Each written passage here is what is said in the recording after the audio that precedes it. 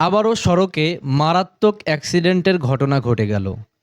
আজ বিকালে কুষ্টিয়া জেলার খোকসা উপজেলার বিলজানি বাজারের পাশে বাস এবং মাইক্রো মুখোমুখি সংঘর্ষের ঘটনা ঘটেছে।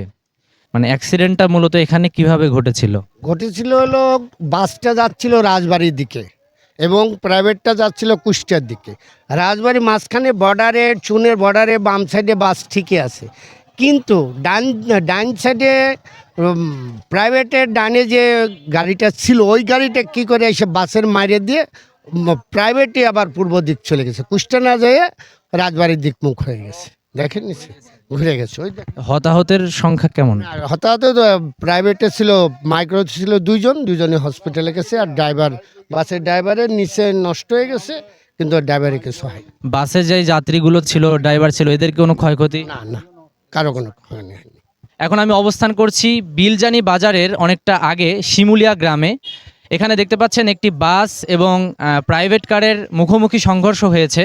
তো আমরা দেখতে পাচ্ছি যে বাসটি যাচ্ছিল রাজবাড়ির দিকে এবং রাজবাড়ি থেকে কুষ্টিয়ার দিকে এই প্রাইভেট কারটি আসছিল। তো মুখোমুখি সংঘর্ষ হওয়ার পরে দেখেন পিছনে যে মাইক্রোটি রয়েছে এটা ঘুরে আবার রাজবাড়ির দিকে মুখ করেছে। তো আমরা যতটুকু জানতে পেরেছি এখানে যে মাইক্রোর যে ড্রাইভার এবং যে একজন ছিল, দুইজনের অবস্থা খুবই আশঙ্কাজনক। তাদেরকে দ্রুত হাসপাতালে নেওয়া হয়েছে এবং বাসের যারা ছিল তাদের কোনো সেরকম হতাহতের ঘটনা ঘটেনি।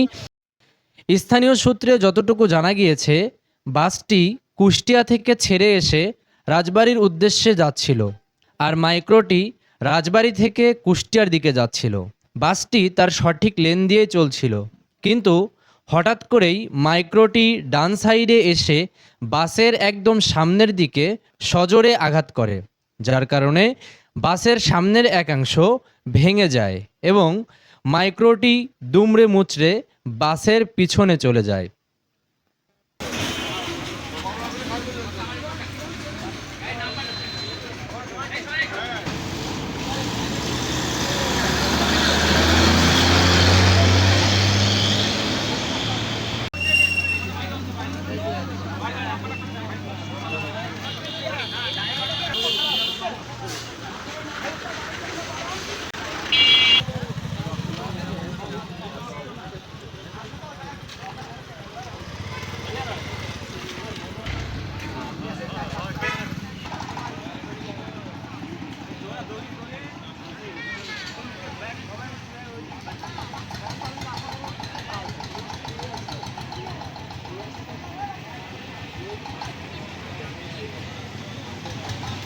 এতে ভিডিও করতেছিস, ঠিক আছে?